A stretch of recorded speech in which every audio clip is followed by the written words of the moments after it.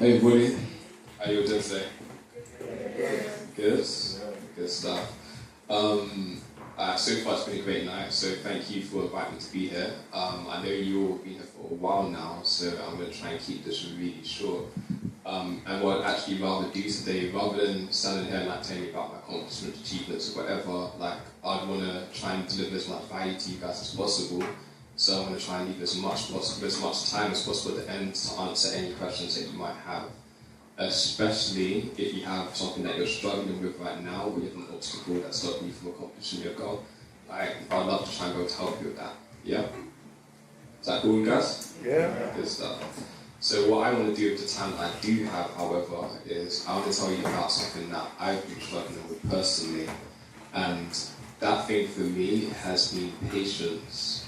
The reason I say that is because I've been doing this entrepreneur thing for a long, by my standards, a long time now. I started when I was about 17 years old, organising sport training camps and tournaments, and since then I went on to start 6 other businesses. G Nation rather is now actually my 7th company, and God willing next year I'll be starting my last company, which is going to be focused on artificial intelligence. That's a totally different story for a different day. But what I want to say about patience is this, is because I'm sure like most of you guys in this room right now, you've had a goal or a vision or something that you've wanted to accomplish. And I'm sure a lot of you here as well today, you've probably had experiences where you feel like, you know what, like, you believe that you can accomplish the things you want to go on to do.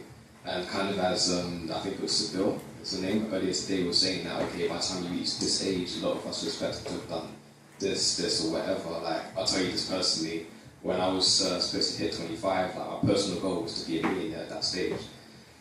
Yeah, I'm definitely over 25 and I'm not a millionaire right now, do you know what I'm saying? But for me, what that really taught me is that, yeah, in life, if you want to go far in life, you need to change your perspective and your time horizons. So the biggest lesson that's helped me understand how to be full of patience is something that, if you've heard me speak before, so I know some of you guys have heard this, is if you want to build a tall tower, and that tower being your life and your career, then before you can do that, you need to dig deep foundations. If you don't have deep foundations, then what you'll see is what happens when somebody becomes too successful, too famous, too quickly. And that is, okay, cool, they're there today, and then they flame out. And when they flame out, it's normally themselves that are actually that cause their problems, whether it's them spending all their money recklessly, whether that's drugs or whatever. However, if you are able to find yourself in a situation where your foundations of who you are more established, then that's successful. When it comes to you, then you'll be able to sustain it and take it to a new level. And I think that's one of the lessons that has really impacted me the most on this entrepreneurial journey, or this journey in life so far. I'll give you a quick example, an example probably from your own life actually, not my own. And like, I want you to think back to all of the people that you knew back in secondary school that were the most popular today, at that time. And I can almost tell you, out of knowing you personally, that most of those people today, where are they? Like, and imagine that, yeah, like I don't know most of you guys in the personally, but I can tell you that those people at that time, they basically peaked too early in their lives and their careers. They didn't have the foundations to help them sustain where they wanted to go.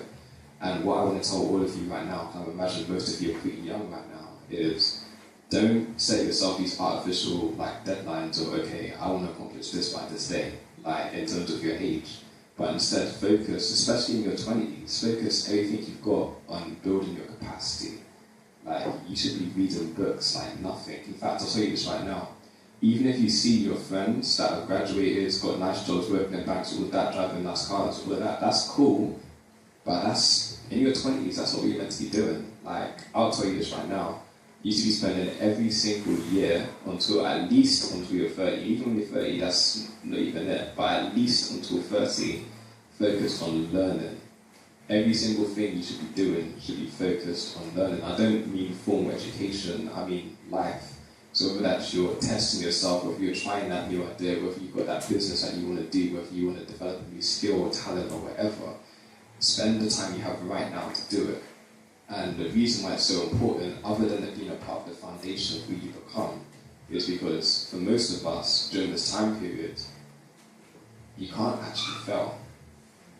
And the reason I say that is this: is like, honestly, if you was to go bankrupt tomorrow, what would happen? Like, what are they going to take from you? Because you probably don't have a student, you probably only have a student loan, you probably don't have a house right now. It might take your car, but I'm sure, to be honest with you, it's not that nice right now, you know what I'm saying? You don't have children, or in most cases, don't have children dependent on you, you don't have a spouse. So really and truly, if everything was to go wrong right now, what happens? What do you really lose? And every year that goes by from this point onwards, your responsibilities are going to keep on stacking. It's going to get harder and harder and harder. If you want to try taking a massive risk in your 50s, it's not really going to happen in most cases, because what's happened, you've got these things called golden handcuffs, where it's like you're chained to a new career or job or whatever, and you've got all these other responsibilities, so you can't really take that risk. So what I just want to encourage all of you today is try to continue to be patient. And remember, like I said, while you're under 30, especially, for me personally, I say just until you're at least 40, but if you can't be that patient, that's fine. But in your 20s, focus every single choice you make, not if it's going to make you the most amount of money today, or if it's going to give you the most popularity or whatever, but all your choices should be based primarily on, is this going to help me grow? Is this going to build my capacity, and am I going to learn something new from it? Okay? Good stuff. Alright, so with the time that I've got left remaining, I do want to answer if anybody have any questions in particular or something that they're struggling with. I'd love to give some feedback on that now. But if I don't have the answer, hopefully somebody else in this room today might be able to help with that as well. So does anybody have any questions or things they're struggling with? Nothing that I'm struggling with. I just want to know, I guess it could help you, but I want to know what was your first company and when you started, and when you started? Okay, so as I said, I started my first company when I was 17 years old. That was, to be honest with you, I didn't even know it was a company at the time. I just did something because I was bored, in all honesty. I used to be a massive fan of basketball. I used to actually take my basketball career quite seriously as well. And although I know I'm not the tallest guy, like, I actually was a pretty good player. But what happened to me is I ended up getting a pretty bad injury on my knees. So during that summer, I wasn't allowed to play at all. And just out of boredom, because you can only play PlayStation for so long, I decided that, okay, let me do something instead. So I started hanging around basketball courts and started listening to what people were saying. And as you guys know, young guys tend to be very competitive. So people are always talking about, I'm the best, we're the best, blah, blah, blah, blah. So I thought, alright, let me organise a tournament, actually get to find out who was the best. And from there, I kind of charged people to come to the event, etc., etc. And before I knew I had my first company. And doing that led me onto just different things, different careers. I went to photography, media, web design, consultancy, I opened a studio at one point, lots of different stuff. But yeah, the first business was sports tournaments.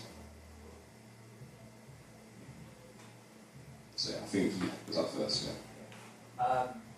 Tonight we've spoken a lot about vision itself, which is important. But I feel like one successful element of most organisations is the people behind it, in terms of your team. So my question is, how did you find the people that were perfectly placed to carry out their roles in your team? And how does that process of recruitment and actually finding people who are not only going to be behind the vision, but actually have the right talents to carry out what you need? Okay. I'll say this for now. The team that you do build, as you did say correctly, is probably the most important thing you're ever going to do in terms of making the vision come to reality. And it's also one of the most difficult things to get right when you're starting anything off. Like, all these massive companies that you see today, they still struggle with it. Google, Apple, all of that. In terms of being more practical for where you are today, I would say start first and foremost. When I did my very first Dream Nation event, which actually I need to give Ben a shout out for that as well, actually. The reason I say that is because Ben started Focus Versus a couple of years before I started Dream Nation, and it was attending his third show, which I think was your first in London, right? Yeah. That definitely inspired me with a lot of the elements that you see in Dream Nation today. And he also hooked me up with the first venue that I used. But anyway, going back to what I was saying, In terms of finding people and bringing them on board for you, when I did my first event, I pretty much did it completely by myself. And as a result, it was one of the worst that we did. But because I made that start, I was then able to attract people to the vision that then understood what I was trying to do. So by the time we done the next event, it was significantly better, and that attracted more people to it, and it's just kind of a continuous spiral. So by you making a start, by you demonstrating to people what your vision is, then you'll be able to attract people that actually believe in it. I'm a huge believer that you'll recruit people that would want to be a customer of your business because they actually value it. You know what I'm saying? So yeah, make a start and just continue to build it over time.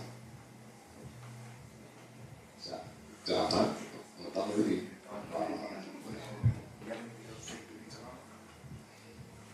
Yeah, I'll say this. I know there are people that didn't even remotely get to answer your questions. Like, I'm happy to answer questions after, or if not, you can send me a tweet at Claud_Williams, or go to my website, claudwilliams.com, or gnation.co.